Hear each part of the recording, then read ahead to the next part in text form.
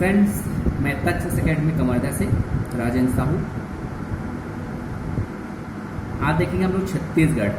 तो सबसे पहले आपको पता होना चाहिए कि छत्तीसगढ़ में पढ़ना क्या क्या है, क्या क्या क्वेश्चन पढ़ना है। तो सबसे पहले हमको कवर करना है छत्तीसगढ़ का भूगोल, फिर छत्तीसगढ़ का इतिहास। इतिहास का 3 पार्ट पढ़ना है। छत्तीसगढ़ का प्राचीन इतिहास, छत्तीसगढ़ का मध्यकालीन इतिहास, छत्तीसगढ़ का आधुनिक इतिहास। फ्रेंड्स, सबसे पहले छत्तीसगढ़ में पढ़ना क्या क्या है। सबसे पहले भूगोल पढ़ेंगे, छत्तीसगढ़ का भूगोल पढ़ना है। फिर छत्तीसगढ़ के इतिहास 3 पार्ट में बांट के पढ़ेंगे इसको। छत्तीसगढ़ का प्राचीन इतिहास, छत्तीसगढ़ का मध्यकालीन इतिहास और छत्तीसगढ़ का आधुनिक इतिहास। फिर इसके बाद पढ़ना है कला और संस्कृति।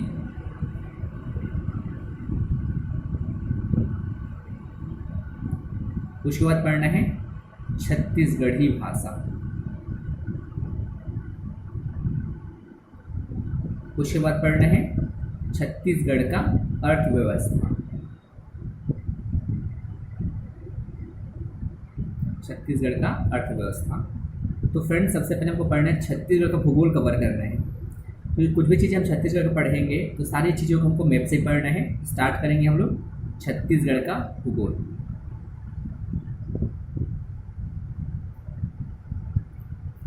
तो देखेंगे फ्रेंड्स कि छत्तीसगढ़ भूगोल में स्टार्ट कर रहे हैं।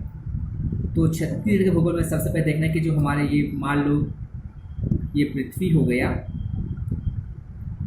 ठीक है। तो पृथ्वी में हमारा छत्तीसगढ़ कहाँ पास है। फ्रेंड्स, ये जो रेखा है ना, इसको बोलते हैं अक्षांशी रेखा। कौन सी रेखा? ये अक्षांशी रेखा है ये। लेकिन जब ये 0 डिग्री हो जाता है तब ये कहलाता है भूमध्य रेखा। इसी को बोलते हैं विषुवत रेखा।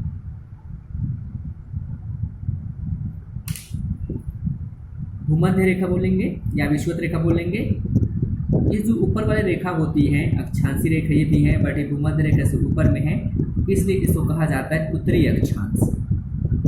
क्या कहेंगे? उत्तरी अक्षांश। और जो भूमध्य रेखा से नीचे रहेगा ये कहलाएगा दक्षिणी अक्षांश। और जो कुल अक्षांशों की संख्या होती है 180 होती है।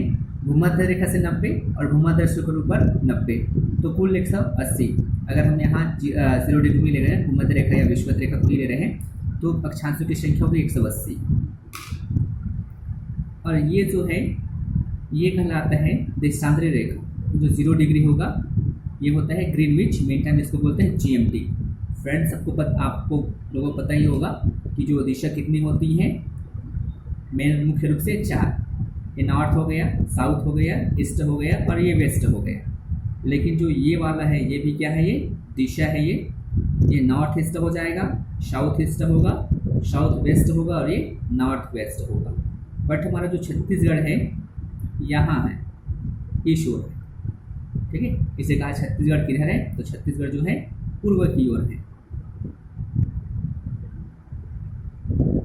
फ्रेंड्स, देखेंगे आप लोग जो छत्तीसगढ़ है इस लाइन पर टच हो रही है, इस लाइन पर, ठीक है, जिसको बोलते हैं 17 डिग्री 46 मिनट।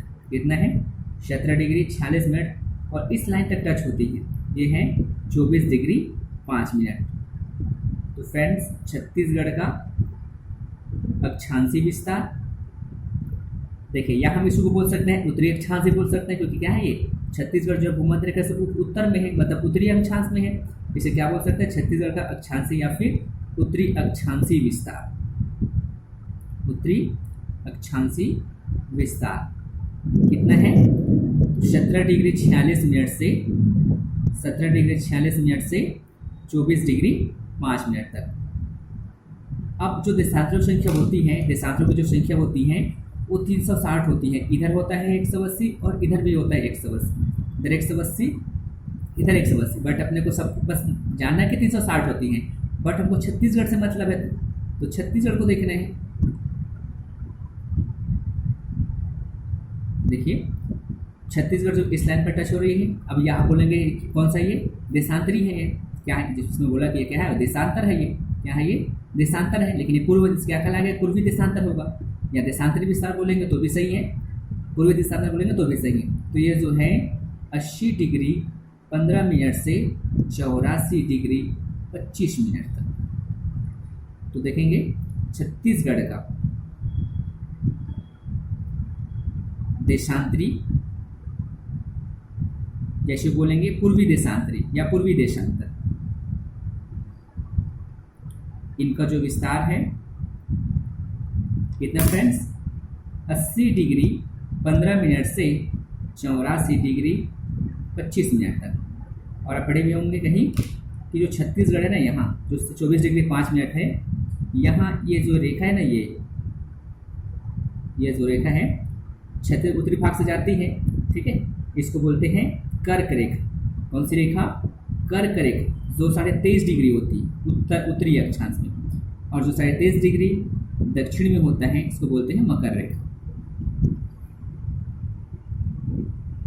कौन सी रेखा, मकर रेखा।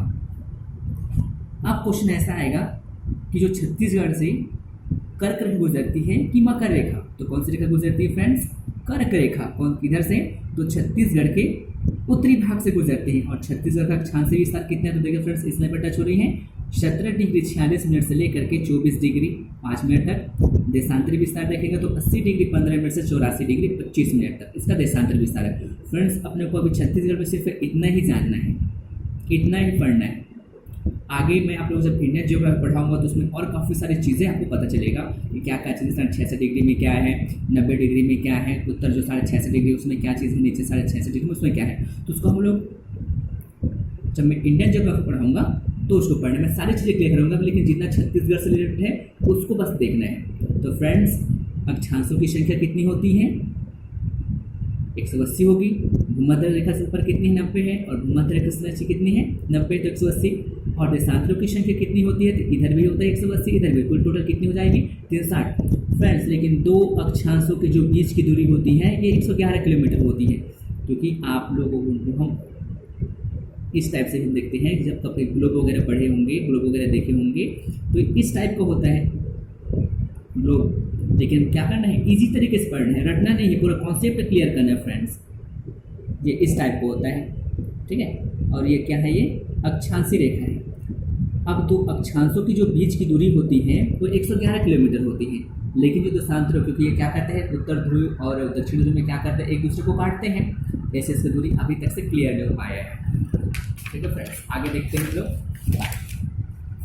अब देखिए फ्रेंड्स, हमको सिर्फ समझना है, कॉन्सेप्ट क्लियर होना चाहिए अपना। ये हो गया, मान लो हमारे क्या है, ये इंडिया है, समझ रहे हैं फ्रेंड्स, मैं पेंटर नहीं हूँ बट समझिए आप। मान लो क्या है, ये इंडिया है, और ये जो इंडिया है ना, भारत है ये, तो मान लो कि क्या, कौन है ये, हमारे परदादा जी हैं। कौन है ये, परदादा जी हैं। तो परदादा जी के ना 29 बेटे हुए। कितने बेटे फ्रेंड्स, 29 बेटे हुए। अब सबकी अच्छे से शादी कर दिए हमारे परदादा जी। तो शादी करने के बाद 29 बेटे तो 29 बहुएं होंगी, और दो के बेटे हो गए तो, या बच्चे हो गए तो, ठीक है। तो क्या एक साथ सब लोग रह पाएंगे, नहीं रह पाएंगे, प्रॉब्लम तो होगी। इसलिए ना जो हमारे परदादा जी थे, परदादा जी के उनके बेटों ने कहा कि आप हमारा क्या कर दीजिए, बंटवारा कर दीजिए। क्या कर दीजिए फ्रेंड्स, बंटवारा कर दीजिए। तो जो ये है ना, ये हमारे दादाजी को ना ये वाला क्षेत्र मिला था जिसका नाम क्या है, छत्तीसगढ़। तो फ्रेंड्स हम लोग अपने दादाजी के बारे में पहले पढ़ रहे हैं, बाकी इनके जो भाई हैं उनके ही बारे में पढ़ेंगे, लेकिन हम पढ़ के आ रहे हैं, छत्तीसगढ़ पढ़ रहे हैं, तो हमको अपने दादाजी के बारे में पहले पढ़ना है फ्रेंड्स। देखते हैं फिर क्या होता है।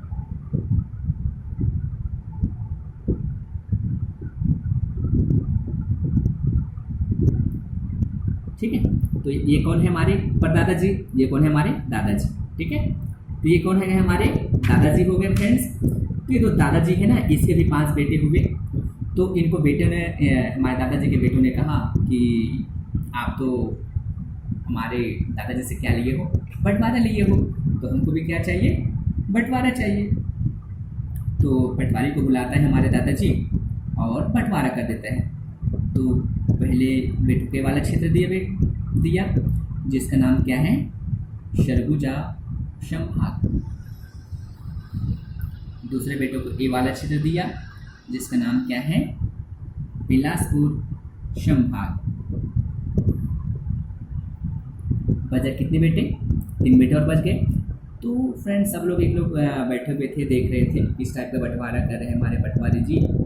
तो जितने भी थे लोग 5 भाई थे, इनको गुस्सा आ गया, बोला पटवारी जी कि आप कैसा बंटवारा कर रहे हो, थोड़ा सा आधुनिक समय आ गया है, मॉडर्न का समय है, तो थोड़ा सा डिज़ाइन वगैरह दीजिए। सारी चीज़ों में तो फैशन का ज़माना है तो डिज़ाइन वगैरह देते हैं, तो आप भी क्या कीजिए, बंटवारे में डिज़ाइन वगैरह दीजिए। तो पटवारी जी गुस्सा होकर बोले ठीक है, मुझे कोई दिक्कत नहीं, आप लोग को डिज़ाइन चाहिए, मैं तो सबका एक बराबर बांट रहा था 5 भागों में, लेकिन आपको तो बंटवारे के आपको क्या चाहिए, आपको डिज़ाइन चाहिए, लो डिज़ाइन। तो फ्रेंड्स पहले बेटे को नाम क्या है, सरगुजा संभाग। दूसरे बेटे का नाम क्या है, बिलासपुर संभाग। और जो तीसरा बेटा है इसका नाम है दुर्ग संभाग। और ये चौथे बेटे का नाम है रायपुर संभाग। और 5वें बेटे का नाम है बस्तर संभाग। ठीक है, तो फ्रेंड्स बताइए छत्तीसगढ़ में कुल कितने संभाग। तो छत्तीसगढ़ में कुल 5 संभाग। पहला कौन सा, ये सरगुजा संभाग, फिर बिलासपुर संभाग, दुर्ग संभाग, रायपुर संभाग और ये बस्तर संभाग। आगे देखते हैं। सारी चीज़ों को फ्रेंड्स मैप से ही पढ़ना है, कॉन्सेप्ट क्लियर करना है, एक भी चीज़ें नहीं रखना है आप लोगों को। बताइए फ्रेंड्स ये कौन सा संभाग है, ये बिलासपुर संभाग। बिलासपुर है नहीं, सरगुजा संभाग है ये जो है बिलासपुर संभाग है। और ये जो है अपना दुर्ग संभाग है, और ये रायपुर संभाग है, और ये बस्तर संभाग है। तो आगे देखते हैं फ्रेंड्स क्या होता है। ठीक है, तो 1862 में बना था सबसे पहले रायपुर संभाग। कौन संभाग बना हुआ था, रायपुर संभाग। तो रायपुर संभाग कौन सा है, ये हमारा रायपुर संभाग है। 1862 के बाद 1956 में बना था बिलासपुर संभाग। कब बना था, 1856 में बना था अपना बिलासपुर संभाग। तो किधर है हमारा बिलासपुर संभाग, तो ये है हमारा बिलासपुर संभाग। ठीक है, 1856 है, 1956 है ये। ठीक है, ये 1862 में क्या बना है, रायपुर संभाग, और 1956 में बिलासपुर संभाग। उसके बाद फ्रेंड्स 1981 में, कब, 1981 में बना है बस्तर संभाग। तो किधर फ्रेंड्स हमारा बस्तर संभाग, ये रहा। कब बना, 1981 में बना। उसके बाद 2008 में, कब, 2008 में बना अपना सरगुजा संभाग। कब बना, 2008 में बना कौन सा संभाग, सरगुजा संभाग। और उसके बाद 2013 में अभी नया संभाग बना है जिसका नाम क्या है, दुर्ग संभाग। नाम क्या है, दुर्ग संभाग। ये रहा हमारा दुर्ग संभाग फ्रेंड्स। ठीक है, तो ये हमारा कौन संभाग है, ये सरगुजा संभाग। कब बना, तो 2008 में। बिलासपुर संभाग 1956 में, दुर्ग संभाग 2013 में, रायपुर संभाग 1862 में, और बस्तर संभाग 1981 में। और छत्तीसगढ़ में कुल कितने संभाग हो गए फ्रेंड्स, 5 हो गए। और हम क्या देखा अभी, संभागों का निर्माण। क्या देखे, संभागों का निर्माण। ठीक है, बोलेगा कि छत्तीसगढ़ का सर्वप्रथम संभाग कौन सा है, या प्रथम संभाग कौन सा है, तो कौन सा आएगा, रायपुर संभाग आएगा। कब बना है, तो 1862 में बना है। उसके बाद बोलेगा कि छत्तीसगढ़ में सबसे नवीनतम संभाग कौन सा है, तो सबसे नवीनतम संभाग कौन सा फ्रेंड्स, दुर्ग संभाग है, क्योंकि ये कब बना, 2013 में बना। ठीक है फ्रेंड्स, आगे देखते हैं हम लोग जिलों का निर्माण। क्या है फ्रेंड्स, जिला देखते हैं। ठीक है, क्या देखेंगे, जिला। छत्तीसगढ़ में कितने जिला हैं उसको देखेंगे। ठीक है फ्रेंड्स, आगे हमारा टॉपिक है ये